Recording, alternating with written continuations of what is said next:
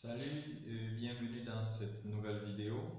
Et cette semaine, nous avons un nouveau thème. La semaine qui s'est passée, il s'agissait de l'enthousiasme. Et cette semaine, nous avons un autre thème qui est l'ordre. Alors, cette semaine, il va s'agir, comme je l'ai dit, de l'ordre. Comment être ordonné en tant qu'entrepreneur. Alors, l'importance de l'organisation de soi. Ce que vous devez retenir pour cette semaine, c'est que l'organisation de soi pour un entrepreneur, c'est très important. C'est très important et pourquoi c'est très important? C'est très important, pour cela je vais vous donner trois différents points. Pourquoi c'est important ou comment vous pouvez utiliser cela dans votre journée, dans votre semaine ou bien parce qu'il ne faut pas que vous vous dites que c'est théorique, quoi, parce que je partage avec vous ma vie d'entrepreneur, donc c'est ce que je fais. Je lis un livre où on parlait justement de ces principes. C'est pour cela que je fais ce challenge avec vous, parce que ce sont des principes, des choses que j'utilise déjà. Et cette fois, j'ai décidé de le faire avec vous, de partager cette expérience avec vous. Il va s'agir de 13 semaines intenses, et je l'ai dit, la semaine passée, c'était l'enthousiasme et cette semaine, c'est l'ordre. Comment organiser, comment être ordonné en tant qu'entrepreneur, l'importance de l'organisation de soi. La première des choses que vous devez retenir, c'est vous devez avoir une journée structurée ou une semaine structurée. Une semaine structurée, ça veut dire quoi? Ça veut dire vous devez déjà savoir au préalable ce que vous allez faire dans la semaine. Cette organisation de la semaine ne doit pas être complète, mais par exemple dans mon cas, ce que je sais déjà, ok, en semaine, j'ai mon sport matinal pour chaque jour, j'ai ma méditation journalière et d'autres rendez-vous qui sont pris avec mes clients, ainsi de suite. Voilà un peu comment ma semaine est en gros. Après, il y a d'autres choses qui s'y ajoutent, mais voilà comment ma semaine est structurée. Donc, ça veut dire j'engage la semaine tout en sachant ce que je vais faire. Et maintenant, quand il faut être plus concret, là, je vais insister dessus parce que il ne faut pas laisser les choses au hasard. Celui qui ne planifie pas laisse la place au hasard. Donc ça veut dire quoi? Ça veut dire quand vous avez planifié votre semaine, ce qui est plus important, c'est planifier votre journée.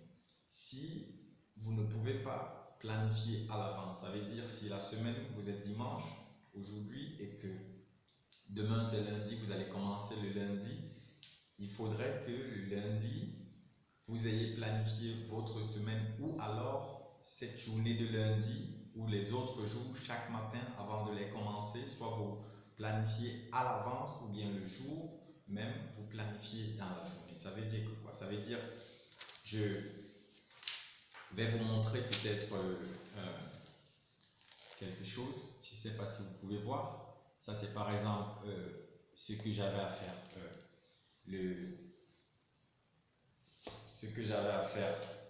le mercredi.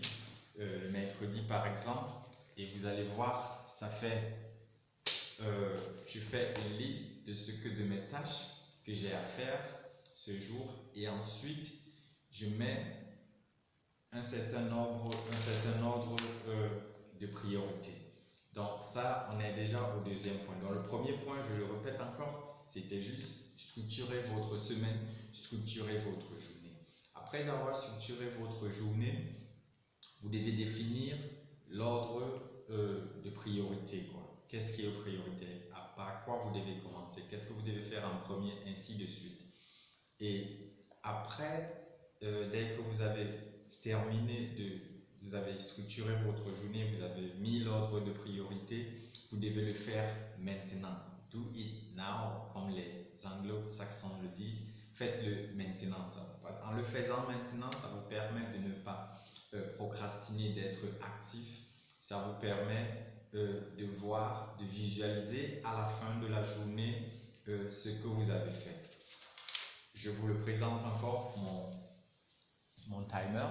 Donc, comme vous pouvez le voir, là, vous voyez, ce qui est fait, tu mets ce genre de crochet et voilà l'ordre de priorité comme vous pouvez voir pour une journée.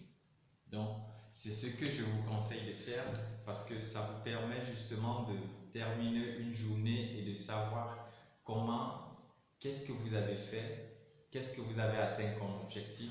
Et s'il y a des choses à faire, dites-vous que vous devez le faire dans cette journée. Au plus tard, le deuxième jour, le jour suivant, c'est la première des choses par laquelle vous devez faire.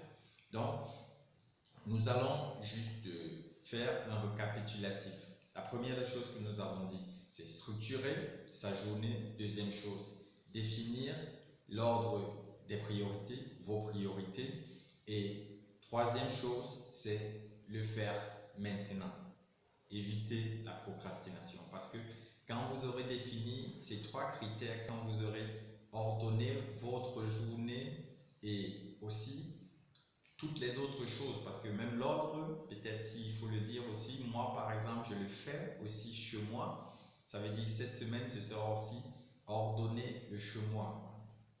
Donc, c'est un challenge que je fais avec vous. J'espère que vous allez le faire aussi et que vous pourrez apprendre de cela. Donc, je vous souhaite vraiment une bonne semaine et que votre semaine soit ordonnée et on se retrouve à la prochaine vidéo et au prochain challenge. Je vous souhaite une agréable semaine. Au revoir, à la prochaine.